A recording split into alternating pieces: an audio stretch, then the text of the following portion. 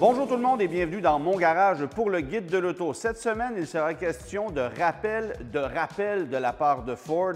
On parlera également de la Hyundai Elantra hybride et d'une question concernant l'Aston Martin Rapide 2011. Mais d'abord, réponse à la question de la semaine dernière. En quelle année Chevrolet a commercialisé le Silverado en version hybride? Bien, la réponse, c'est de 2009 à 2013. C'est une technologie hybride 2 modes qu'on a retrouvée également chez GMC, aussi dans les VUS de General Motors, les grands VUS qui étaient Tahoe, Yukon et Cadillac Escalade. Une technologie qui n'est pas particulièrement convaincante. On retrouvait le même genre de technologie du côté du Dodge Durango et du Chrysler Aspen à la même époque, mais rapidement, ce genre de technologie a été relégué aux oubliettes et on revient désormais avec des technologies hybrides plus efficaces, mais toujours pas offertes dans ce genre de VUS-là. On aurait souhaité évidemment que la consommation de carburant soit moindre sur ce genre de gros camions ou sur des camionnettes pleine grandeur, mais on opte pour des technologies alternatives aujourd'hui. Et honnêtement, aujourd'hui, un V6 biturbo compressé qu'on retrouve dans les camions pleine grandeur consomme moins que la technologie hybride qu'on avait à cette époque dans les camions de la famille General Motors. Je réponds maintenant à une question qu'on a reçue récemment. Un acheteur qui souhaite se procurer une Aston Martin Rapide 2011, une voiture immaculée d'à peine 30 000 km au compteur, se demande si les coûts de possession d'une voiture comme celle-là seront élevés, même si la voiture est dans une condition exceptionnelle, parce que les gens d'Aston Martin ou ceux qui possèdent des Aston Martin lui font miroiter un rêve et une voiture d'une grande fiabilité. Alors la réponse est qu'évidemment, posséder une voiture comme celle-là, ça coûte très cher. Non seulement à l'achat, parce qu'évidemment, vous allez payer encore 50, 60, 70 000 pour une voiture comme celle-là, mais en plus de ça, attendez-vous à avoir des coûts qui vont avoisiner les 5 à 10 000 d'entretien annuel pour réparer certains petits éléments et pour faire l'entretien régulier d'une voiture qui en requiert énormément. Ce n'était pas un modèle de fiabilité, ce n'était pas non plus un cauchemar de fiabilité comme certaines voitures italiennes, mais il faut quand même considérer qu'avec ce genre de bolide-là vient des coûts qui sont quand même assez élevés. Et évidemment, la prémisse avec ce genre de produit-là, c'est de dire que si vous n'avez pas les moyens de vous l'acheter à l'état neuf, peut-être que vous n'avez pas les moyens de la posséder quand c'est un modèle d'occasion. Évidemment que ça vous coûtera moins cher que de payer pour une neuve qui n'existe plus, bien évidemment, mais les coûts d'entretien et de possession de ce genre de voiture-là sont très élevés. Alors, soyez avertis. Cela étant dit, une voiture magnifique avec des performances qui sont franchement impressionnantes. V12 de 470 chevaux, mais un couple exceptionnel et un confort qui est franchement remarquable avec une dynamique de conduite qui est très étonnante. Ce n'est pas aussi sportif qu'un coupé, bien sûr, parce que l'empattement est plus long, mais ça demeure une voiture extrêmement agréable à conduire et qui diffère de tout ce qu'on retrouve sur la route. Alors, si vous avez les moyens de vous l'offrir, allez-y, mais gardez en tête que l'entretien coûtera extrêmement cher. Maintenant, on s'est moqué au cours des dernières semaines du Tesla Cybertruck pour lequel il y a eu un rappel en raison du détachement de certains panneaux de carrosserie, des panneaux qui sont collés et qui partent au vent littéralement parce que ça a été mal assemblé. Alors Tesla a fait un rappel sur les camions Cybertruck. Alors il y a eu plusieurs rappels concernant notamment le Ford Edge, l'Explorer, l'Aviator, le Lincoln Corsair, concernant la caméra de recul. Le rappel a été effectué, mais a mal été effectué, alors on re-rappelle ces véhicules-là. Même chose pour le Bronco Sport, le Maverick, problème de module de commande, problème d'injection de carburant également. Pour le Ford Explorer, il y a eu un problème de transmission, nouveau rappel parce que ça a été mal réparé. Le Ford Transit, système de contrôle de ventilation, là aussi, il y a un nouveau rappel.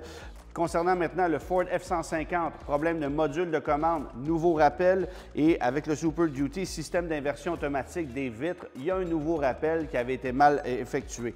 Alors chez Ford, non seulement il y a énormément de rappels, c'est d'ailleurs le constructeur automobile qui émet le plus grand nombre de rappels sur une base annuelle, mais les réparations sont mal faites et il faut rappeler à nouveau ces véhicules-là.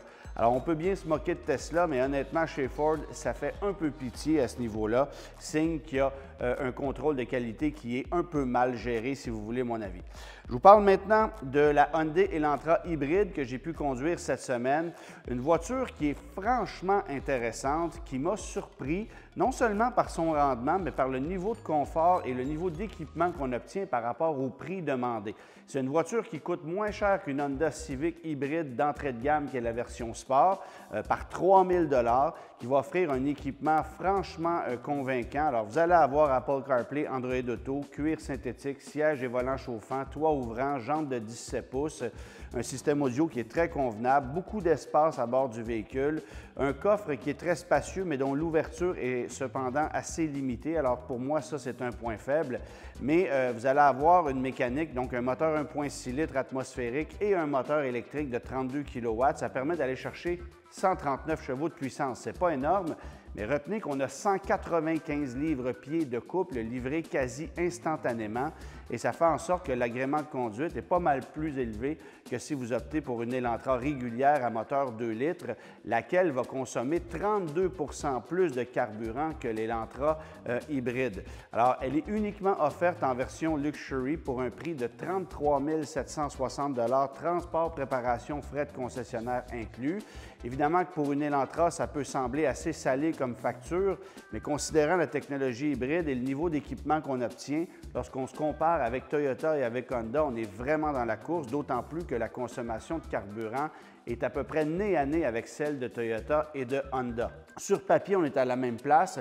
Il faut dire que Toyota a l'avantage d'avoir un rouage intégral pour le même prix, mais un équipement moindre. Alors, rendu là, ça sera une question de goût. Mais naturellement, l'Elantra, qui reçoit quelques retouches pour 2025, est une voiture beaucoup plus moderne d'approche que la Corolla, qui est en fin de vie dans sa génération actuelle, qui sera d'ailleurs complètement redessinée pour le millésime 2027. On devrait voir la nouvelle génération arriver au cours de l'été ou de l'automne 2026, alors d'ici un an. Mais l'Elantra, c'est une voiture franchement convaincante. Il faut savoir qu'il n'y a pas d'équivalent du côté de chez Kia. On sait que la K4 est une voiture qui dérive directement de l'Elantra, mais qui propose uniquement des motorisations thermiques traditionnelles. Par contre, du côté de chez Kia, vous allez retrouver une Niro hybride qui, elle, consomme encore moins que l'Elantra, que la Civic ou que la Corolla. Alors, il y a ça à garder en tête, mais c'est un véhicule dont la vocation n'est pas exactement la même. L'Elantra, c'est cependant une voiture très intéressante au niveau du confort, de la stabilité, mais qui a comme handicap par rapport à la Civic d'être beaucoup moins puissante parce qu'évidemment, du côté de chez Honda, pour une consommation équivalente, vous allez avoir 200 chevaux de puissance.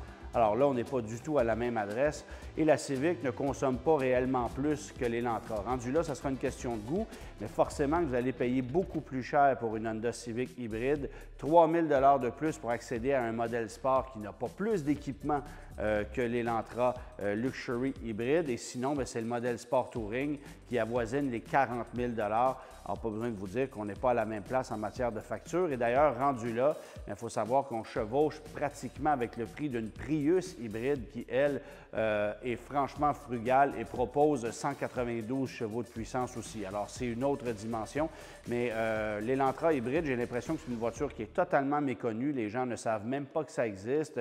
Et je pense que, rendu là, si vous vous intéressez à une Elantra Luxury, de payer 2 500 $ de plus pour avoir accès à la motorisation hybride, c'est un must. D'autant plus que si vous roulez 20 000 km par année, bien, en considérant le coût du carburant actuel et non pas le coût du carburant qui pourrait monter au cours des prochaines années, bien, vous allez économiser environ 750 $ annuellement en carburant, ce qui veut dire qu'en 3 ans et demi, vous allez avoir rentabilisé le coût supplémentaire pour accéder à l'Elantra hybride plutôt qu'à un moteur 2 litres traditionnel. Il faut savoir aussi que vous allez avoir une meilleure valeur de revente, plus d'agréments de conduite. Essentiellement, la question ne se pose même pas. Alors, considérez ça si vous cherchez une voiture frugale parce que vous allez avoir une consommation avoisinant les 5 litres au 100 durant la saison hivernale. Moi, j'ai pu obtenir une moyenne combinée à 5,4 litres au 100 et du côté de chez Hyundai, on annonce une moyenne dans des conditions optimales à 4,7 litres au 100 avec l'essence régulière. Alors, c'est franchement exceptionnel. En terminant, question de la semaine, quelle est la seule voiture à roue motrice avant avoir été offerte par Aston Martin? Réponse la semaine prochaine.